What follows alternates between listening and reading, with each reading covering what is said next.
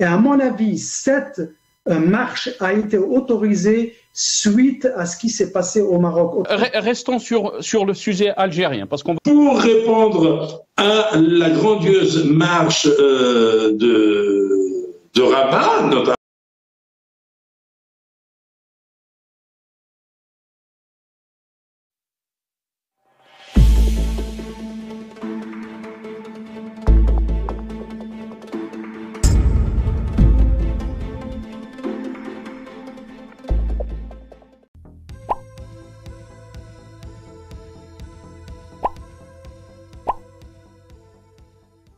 cesse de commettre contre le peuple algérien.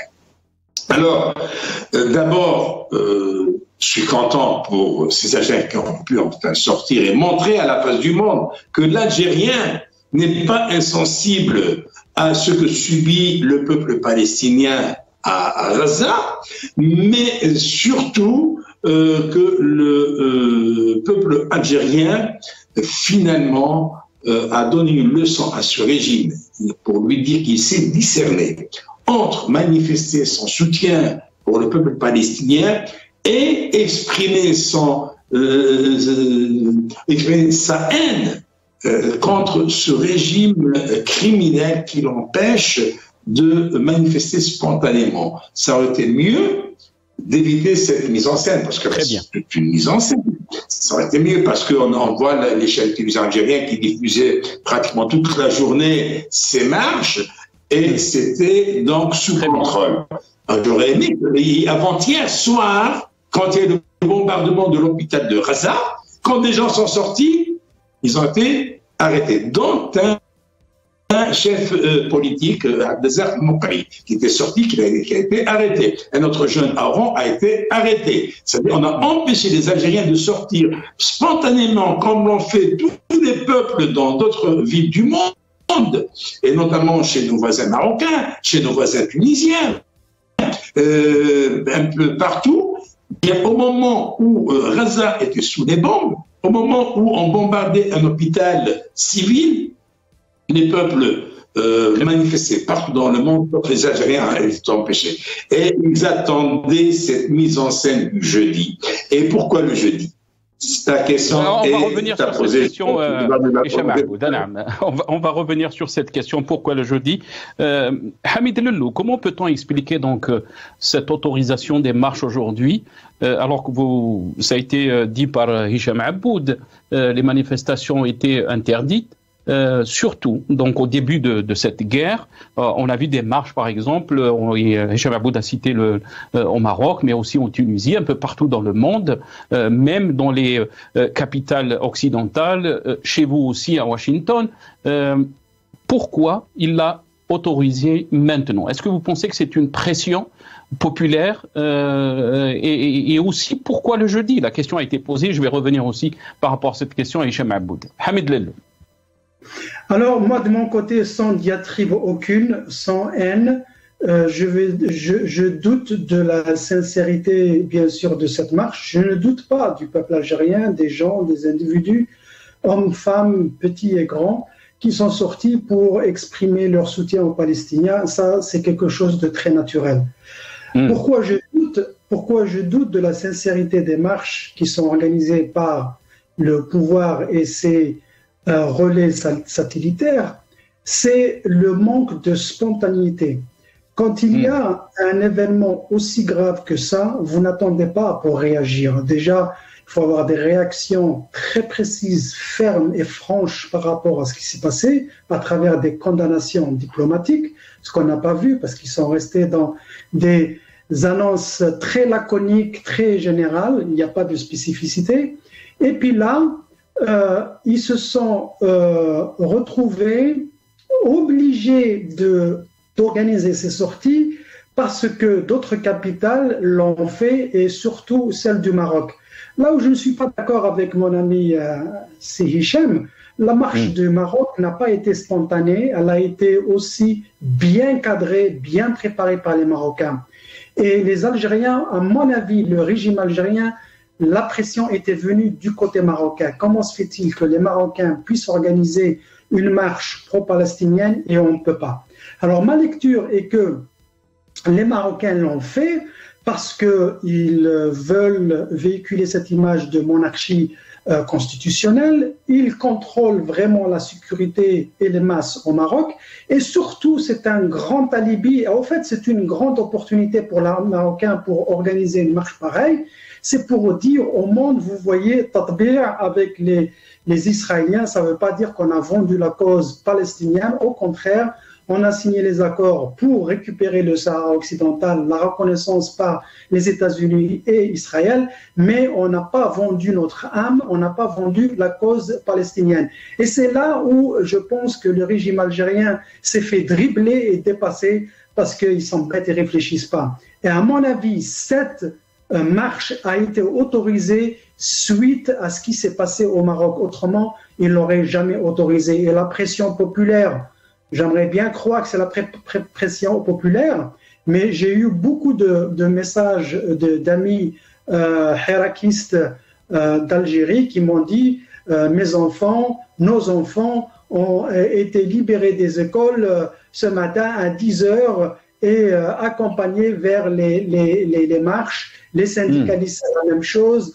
On les a fait sortir du travail pour faire les marches. C'est prémédité, c'est bien orchestré. Et ces diffusions... Mais Hamid Lellou, sur le point, par exemple, des marches au Maroc, on a vu les Marocains, le peuple marocain. On oublie un peu, bien sûr, la position des autorités marocaines par rapport, bien sûr, à cette normalisation avec Israël, mais le peuple est sorti dès le premier jour de ce conflit. Absolument, le peuple est sorti. Mais restons sur le sujet algérien, parce qu'on ne veut pas donner des notes à un pays ou dénoter l'autre. La question qui se pose, pourquoi les autorités algériennes, donc vous avez dit, c'est par rapport à ce qui s'est passé dans le voisin marocain, par rapport à ces marches, beaucoup d'Algériens étaient vraiment émerveillés, si on peut dire, de cette solidarité des peuples du monde entier, pas seulement au Maroc. Parce que quand on parle des peuples européens aussi, ils sont sortis dès le premier jour, dès le début de ce conflit, Hamid Lellou. Absolument, je suis absolument d'accord avec vous. Le peuple algérien suit tout ce qui se passe à l'étranger, à l'international. Et effectivement, il se demandait comment se fait-il que les Algériens ne puissent pas sortir alors que tout le monde sort, y compris au Maroc. Moi, je pense que le fait que la marche ou la sortie populaire au Maroc ait été autorisée, ça a beaucoup pesé dans la décision du régime algérien. Parce que souvenons-nous, on est quoi, au 10e, 12e jour et oui, on est à 2 semaines exactement. On est presque à 2 semaines. Le samedi, on fera 2 semaines. Voilà, et rien ne s'était passé, en dépit de toutes les sorties, en dépit de tous les appels. À mon avis, moi je pense que la sortie populaire au Maroc a beaucoup pesé sur la décision du régime algérien à autoriser cette sortie parce que ça passe pas justement. Comment se fait-il que nos voisins puissent le faire et alors que nous officiellement on est contre le sionisme, eux ils ont fait le tatbir et là ça pèse pas, ça une passe contradiction pas. Directe avec les positions du régime. Très bien. Absolument. Restez avec nous, Hamid Lellou. On va revenir à Hicham Aboud. Vous avez posé cette question qui est très importante à poser pour comprendre un peu pourquoi aussi cette marche a été autorisée. Ces marches ont été autorisées aujourd'hui, le jeudi, alors que la plupart des pays arabes musulmans, on y voit des marches massives le vendredi après la prière. Est-ce que ce choix a un lien, si on peut dire, avec les marches du Hirak? D'abord, ce ne sont pas des marches autorisées, ce sont des marches organisées. Très bien. Entendons-nous bien. Il n'y a pas quelqu'un qui a demandé, mais ça a été confié à certains partis politiques et certaines organisations satellites du régime. Et on parle là, Hicham Aboud, on peut parler par exemple, puisque vous êtes en train de parler des partis, du FLN, du RND, du MSP, de Front Al-Mustaqbal, le mouvement Al-Bina, les Fronts socialistes, le FFS, le Voix du Peuple et le Front National Algérien. Aucun ancrage populaire. Des partis qui n'ont aucun ancrage populaire. Vous pensez que le parti Al-Bina de Benguerina peut rassembler autant de monde? Vous pensez que le parti Moustaqbel, je ne sais quoi, peut rassembler autant de monde? Vous pensez que l'UGTA ou l'ONM peut rassembler autant de monde? Non. Ils savent qu'il y a une ferveur chez les Algériens. Ils savent qu'il y a une forte envie des Algériens de sortir, manifester leur soutien au peuple palestinien. Donc, ils ont donné à ces partis microscopiques, parce que même le FLN n'a plus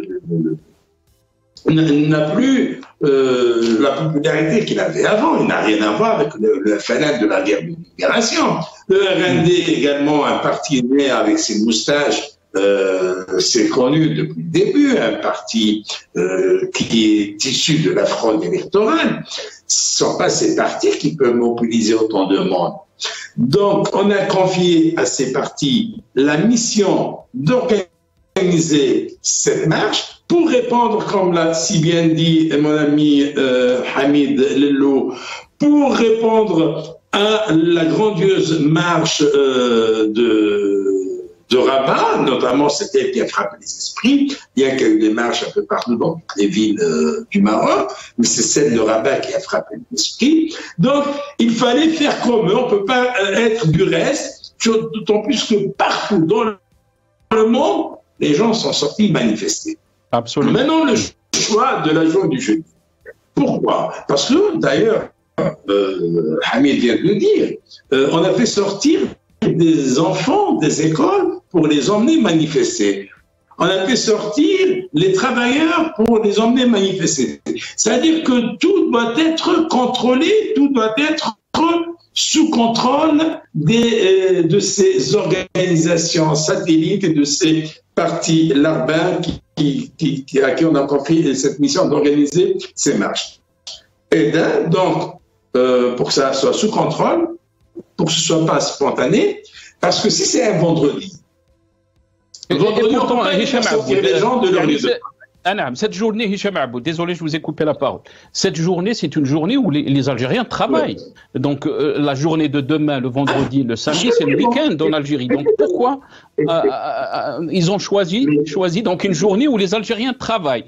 Vous avez parlé des écoliers qui ont été sortis. Pour qu'on puisse aller les faire sortir et les encadrer. Parce que vendredi, on ne peut pas faire sortir les enfants des écoles, les gens de leur lieu de travail. Les gens vont sortir spontanément, sans contrôle aucun. Et surtout, il va y avoir la sortie des mosquées. Les gens sortent de la prière du vendredi. Et ça rappelle le fameux Hirak. Et ça donne de l'urticaire au régime algérien, parce que ne faut pas oublier que des bombes tombent sur Gaza et la panique est au palais de Mouradia et au Tagarin, au siège du ministère de la Défense. C'est eux qui paniquent. Pourquoi la panique est au Mouradia et au Tagarin quand vous... Pourquoi?